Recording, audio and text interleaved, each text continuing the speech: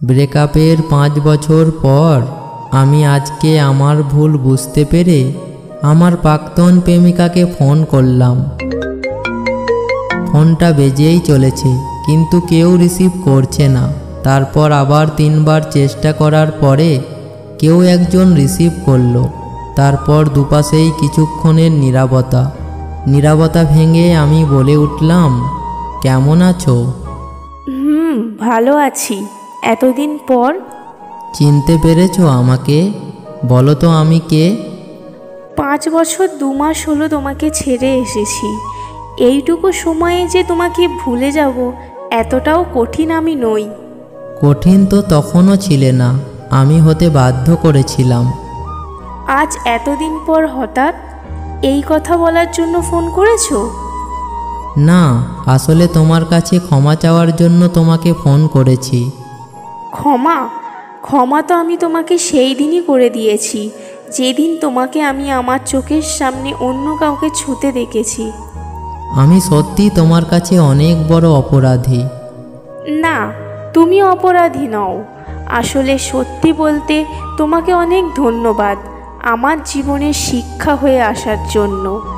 এখন আমি কাউকে পেয়ে ভালো আছি। ও আমাকে নিজের চেয়েও অনেক বেশি ভালোবাসে। শুনতে অনেকটা ফিল্মি টাইপ মনে হবে তোমার, তবে সত্যি তো এটাই। কোনো মানুষ যে কাউকে নিজের চেয়েও বেশি ভালোবাসতে পারে তা কোনো দিন ভাবতেও পারিনি। হয়তো ওকে না পেলে কখনো জানতেও পারতাম না। শ্রুতি কথাগুলো বলে যাচ্ছে আর আমি সেগুলো চুপচাপ শুনে যাচ্ছি, কারণ আমি নিজেও জানি যে আমি শ্রুতিকে কতটা কষ্ট দিয়েছি। এরপর দুজনেই নিশ্চুপ। কিছুক্ষণের নীরবতা ভেঙে শ্রুতি আবার বলতে শুরু করলো, অভি, তোমাকে তো বলা হয়নি তোমাকে ওই মেয়েটার সাথে দেখার পর আমার কি অবস্থা হয়েছিল। তা তোমাকে জানানো হয়নি। যখন তুমি তাকে ধরেছিলে তখন আমার বুকের ভিতরটা ছিঁড়ে যাচ্ছিল। আমার বুকের যন্ত্রণা সেদিন তোমাকে দেখাতে পারিনি, তোমাকে শোনাতে পারিনি আমার প্রতিটা রাতের কান্নার শব্দ। আমি আবারও নিশ্চুপ হয়ে শুনে যাচ্ছি। আবারও কিছুক্ষণ দুজনেই নিস্তব্ধ থাকি। তারপর হঠাৎ শ্রুতি বলে ওঠে, ওর সাথে আমার বিয়েটা যে কিভাবে হয় আমি জানি না। আমি ছেলেটাকে দেখিও নি। আমার বিয়ে ঠিক হওয়া থেকে শুরু করে বিয়ের দিন পর্যন্ত কি হয়েছিল সেটাও আমি জানি না। আমার চেতনা জাগে বাসর রাতে, যখন আমার মনে হয় ঘরের মধ্যে আমি ছাড়া অন্য আর একজন পুরুষও আছে। এখানে বাবারও কোনো দোষ নেই। আমার অবস্থাটা এতটাই খারাপ হয়ে গিয়েছিল যে বাবা মাই বা কী করতে পারতো তখন বলো। বিয়ের রাতে সব বলে দিই ওকে। সেই দিন রাতে খুব কেঁদেছিলাম জানো। তোমাকে নিয়ে আমার যত স্বপ্ন ছিল সব ভেঙে গিয়েছিল। তিল তিল করে গড়ে তোলা সব স্বপ্ন ভেঙে গিয়েছিল আমার। অনেক ভালোবেসেছিলাম আমি তোমাকে, নিজের চাইতেও বেশি ভালোবেসেছিলাম তোমাকে। আর তার বিনিময়ে ভালোই প্রতিদান পেয়েছি আমি তোমার কাছ থেকে। শ্রুতি আজ তার মনের জমানো সব কষ্টগুলো আমাকে জানাচ্ছে, আর চোখ দিয়ে অশ্রু গড়িয়ে পড়ছে পুরনো দিনের সেই সব কষ্টগুলোর কথা মনে করে।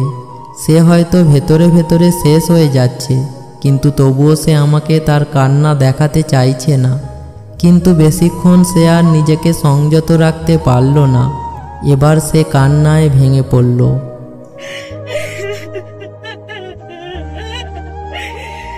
শ্রুতির কান্নার আওয়াজ শুনে আমি বলে উঠলাম, তোমাকে একটা সত্যি কথা বলবো শ্রুতি।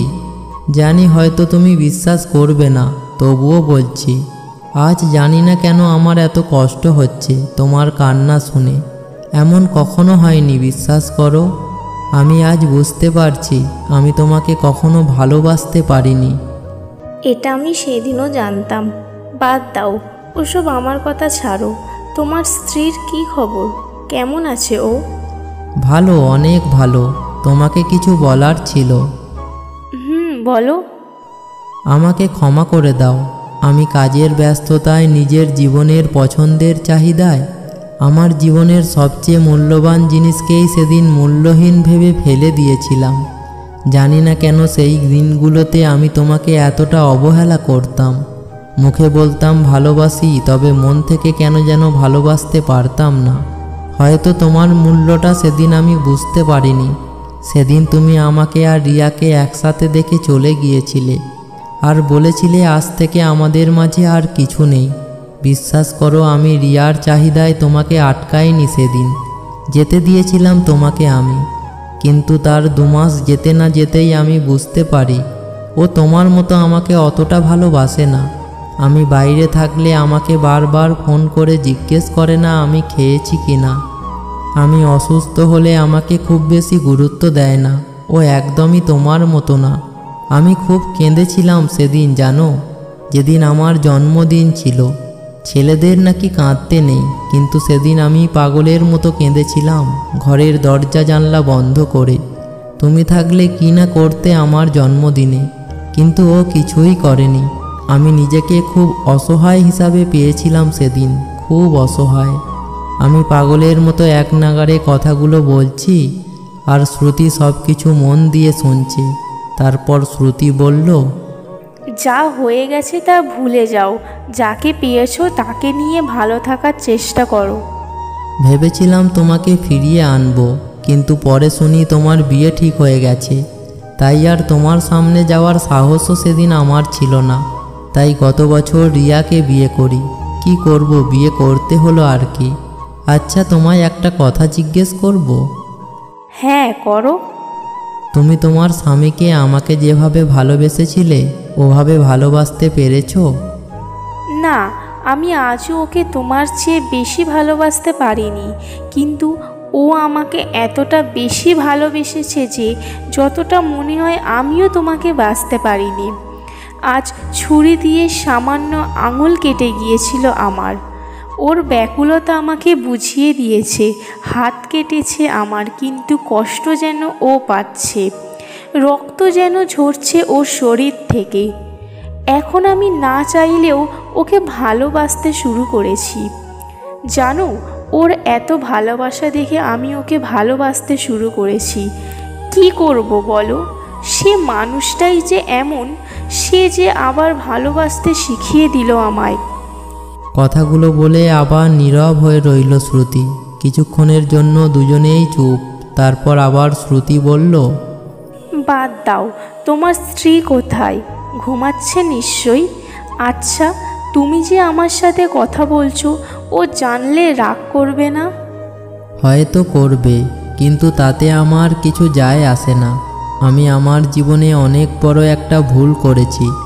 আজ তার ক্ষমা চাইতে ফোন করেছি। কিন্তু তুমি তো অনেক সুখে আছো, এটা জানতে পেরে খুব ভালো লাগছে। কিন্তু মানিয়ে নিতে তোমার খুব কষ্ট হয়েছিল, তাই না? আমার 2 বছর মানিয়ে নিতে অনেক কষ্ট হয়েছিল, কিন্তু এখন ভালো আছি। তুমিও ভালো থাকো, ভগবানের কাছে এই প্রার্থনা করি। আমার আর ভালো থাকা। আচ্ছা, বিদায়। এই অভি, শোনো। বলো। আজও অনেক বেশি ভালোবাসি তোমাকে। এই বলেই শ্রুতি ফোনটা রেখে দিল। ফোনের ভিতর থেকে টুট টুট শব্দ শুনতে পেয়ে ফোনের স্ক্রিনের দিকে একবার চোখ বুলিয়ে নিলাম আর ভাবলাম, আজ হয়তো শ্রুতিকে ফোন না করলেই ভালো হতো। আজ হয়তো আবার শ্রুতিকে সেই পুরনো কষ্টগুলো মনে করিয়ে দিলাম। সত্যি আমি তার কাছে অনেক বড় অপরাধী, যেই অপরাধের কোনো ক্ষমা হয় না। বন্ধুরা, ভালোবাসা থাকতে মূল্য দিও। ভালোবাসার মানুষটাকে একবার যদি হারিয়ে ফেলো, আর কখনো তাকে ফিরে পাবে না। আমার ভিডিওটা যদি ভালো লেগে থাকে প্লিজ একটা লাইক করে চ্যানেলটা সাবস্ক্রাইব করে আমার পাশে থাকবে।